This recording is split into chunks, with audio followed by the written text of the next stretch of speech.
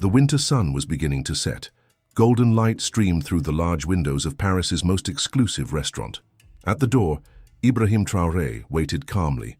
No European suit, no designer watch, no security, no assistance. To most, he was just another anonymous African man. The doorman looked him up and down.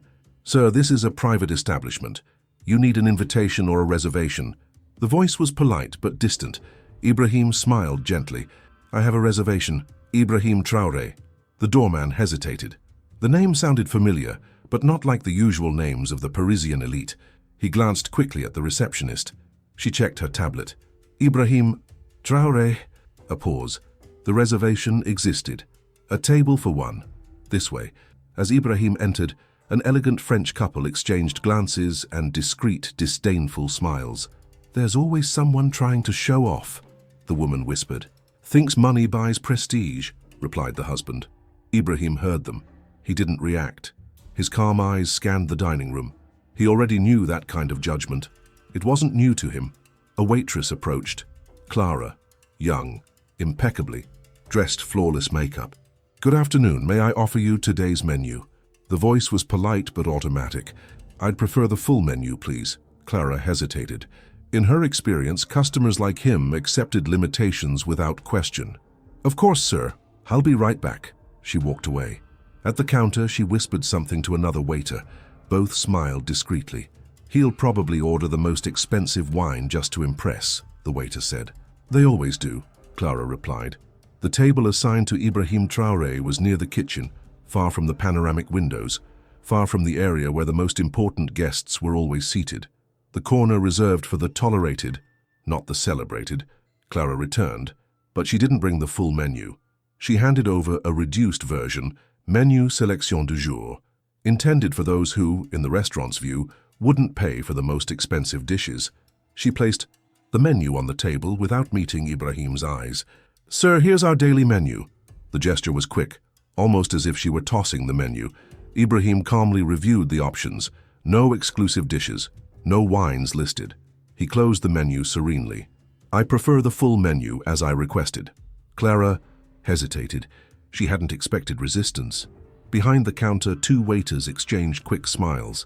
"He'll end up ordering the cheapest dish," one whispered. "They just want to take a photo to say they came here," the other replied. Clara took a deep breath. "Of course, sir, I'll get the full menu." On her way, she whispered to the manager, "He wants the full menu." "Let him.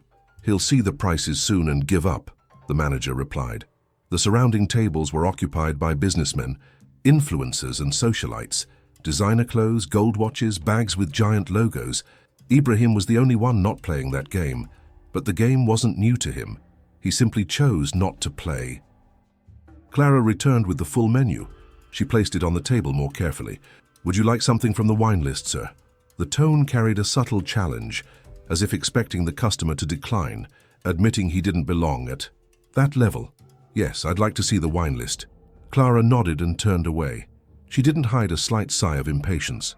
Behind her, the waiters exchanged looks. Ibrahim remained still, hands on the table, steady gaze.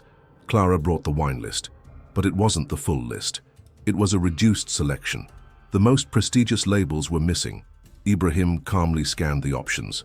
"I'd like a bottle of Margaux, 2005 vintage," Clara froze for a second. The choice wasn't casual. Margaux was a symbol of absolute status. "I'll check, sir." She walked over to the manager and whispered, "He asked for the Margaux 2005. "Tell him we're out," the manager replied, without hesitation. "Are you sure?" "Absolutely. Let's avoid any awkwardness." Clara returned to the table. "I'm sorry, sir. Our last bottle was sold this afternoon." From a nearby table came muffled laughter. 3 men, 2 French businessmen, and 1 American investor were watching the scene. "Always the same story," one man muttered. "They try to show off," another added. Ibrahim heard them. He didn't react. "Please bring the best wine available," he said calmly. Clara nodded and walked away. Around him, small comments began to surface. "So predictable. They come here trying to prove something," said a gray-haired woman. Ibrahim remained calm, hands resting on the table, serene gaze. He didn't respond. He didn't need to. But every word, every gesture, was a silent thunderbolt announcing what was to come. Clara returned to the table. She carried an ordinary bottle of wine. No sommelier, no ceremony. "This is our best available at the moment, sir," she poured quickly. She didn't even offer him a taste. Ibrahim accepted the glass with a discreet nod. He took a small sip. Silence. Behind the counter, Clara whispered to the manager. He didn't complain. "Of course not. He'll finish and leave." "The manager replied. At the next table, a businessman commented, "It's always like this. They try to pretend they're important." Ibrahim heard it. He remained silent.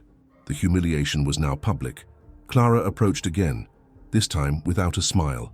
"Sir, I'm sorry, but we need your table. There was an error in the reservation. A regular customer has just arrived." Ibrahim raised his eyes. Calm. "I have already placed my order." She placed the menu on the table without meeting Ibrahim's eyes. "Sir, here's our daily menu." The gesture was quick, almost as if she were tossing the menu. Ibrahim calmly reviewed the options. No exclusive. Dishes, no wines listed. He closed the menu serenely. "I prefer the full menu as I requested." Clara hesitated. She hadn't expected resistance. Behind the counter, two waiters exchanged quick smiles. "He'll end up ordering the cheapest dish," one whispered. "They just want to take a photo to say they came here," the other replied. Clara took a deep breath. "Of course, sir, I'll get the full menu." On her way, she whispered to the manager. "He wants the full menu." "Let him. He'll see the prices soon and give up," the manager replied. The surrounding tables were occupied by businessmen, influencers, and socialites. Designer clothes, gold watches, bags with giant logos. Ibrahim was the only one not playing that game. But the game wasn't new to him. He simply chose not to play. Clara hesitated. She looked at the manager, who gave a discreet nod. She took a deep breath. "We can relocate you to a more suitable table, near the entrance." The phrase sounded gentle, but everyone knew what it meant. A table reserved for those who didn't belong. At the next table, the laughter ceased. Now the glances were curious. The dining room grew quieter. Ibrahim did not move. "I prefer to stay where I am." The reply was low, firm. Clara forced a smile and stepped back. The manager frowned. He hadn't expected resistance. From the counter, a waiter whispered to another, he should just accept. He's making things harder for himself. Jean watched everything from the counter. He was a new waiter, young, brown-skinned, a Frenchman with African roots. He had seen Clara trying to remove Ibrahim from the table. He had seen the concealed smiles. He had seen the manager approve every humiliation. Jean continued his work, discreet, but his eyes never left Ibrahim. While serving a nearby table, he leaned in and spoke softly.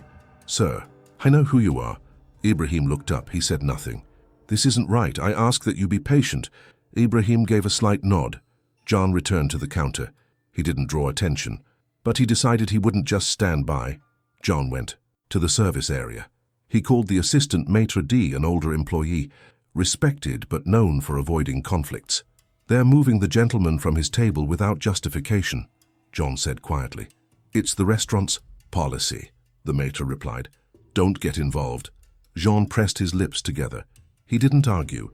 He returned to the dining room, passed by Clara, who was quietly laughing with another waiter. The manager crossed his arms, observing Ibrahim from a distance. Jean continued serving the tables. Clara returned to Ibrahim's table.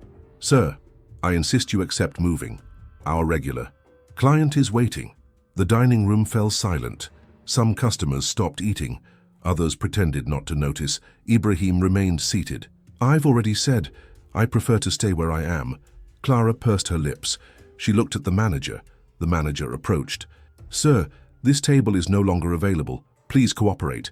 Ibrahim looked at Jean, who was watching from afar. Then, calmly, he picked up his phone. He dialed a number. "Come pick me up," he said simply. He hung up. He looked back at the manager. "I'll remain here until I'm served like any other customer," the manager signaled to Clara. She crossed her arms. Some clients began to whisper. The tension was now visible. Then the restaurant doors opened. Two men in formal attire entered. No uniforms, no announcements. They were members of Burkina Faso's diplomatic security. They walked up to Ibrahim's table. They stopped, bowed their heads respectfully. "Mr. President, we are at your service." The dining room froze. Absolute silence. Heads turned. Some were already recognizing the name. Clara stepped back. The manager paled. Jean stayed where he was, motionless. The moment of truth had arrived. The room remained silent. All eyes were on the table. The manager tried to compose himself. "President?"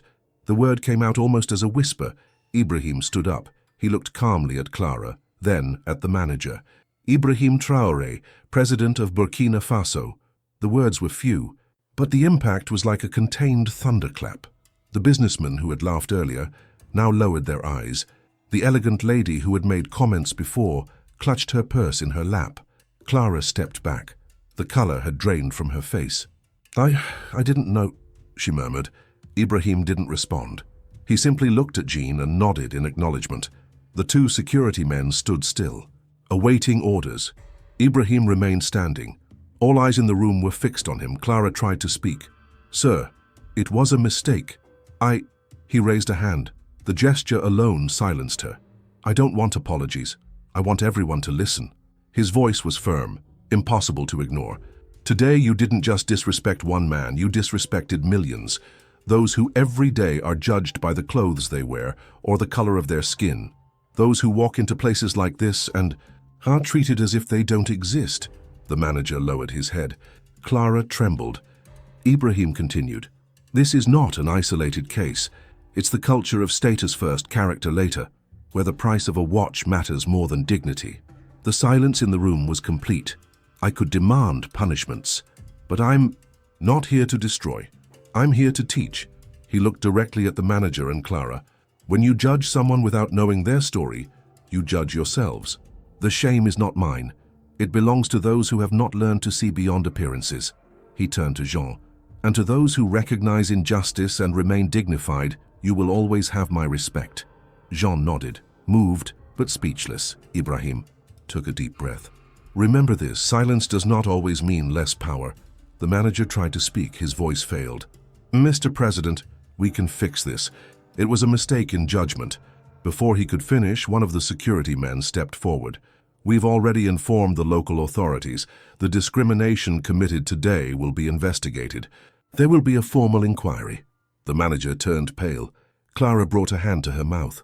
Tears began to form. She knew what that meant. "Please, she tried to say. The second security officer spoke calmly. "Justice will decide. It's no longer up to you." Some customers began leaving quietly. Others remained silent, watching. Jean stayed motionless. He did not seem surprised. Two administrative staff from the restaurant arrived. They informed the manager and Clara that both were suspended until further notice. The tone was cold, professional. Clara lowered her eyes. The manager looked at Ibrahim, but couldn't maintain eye contact. Ibrahim turned to Jean. "Thank you for not staying silent." Jean simply nodded. The two security men waited, but Ibrahim raised his hand. He didn't want an escort. He walked toward the exit alone, passed by the tables. The eyes followed him, no longer with disdain, but with silent respect. As he crossed the door, the doorman, the same one who had questioned his reservation, stepped aside automatically. He had no courage to speak. Outside, the Parisian night was cold, but the air felt lighter. Ibrahim paused for a moment, looked back. The restaurant shone, but now the shine seemed hollow. He didn't need applause. Dignity was enough. He descended the steps and disappeared down the sidewalk. Inside the restaurant, Jean still watched the door. This wasn't just a customer leaving. It was a lesson that would remain.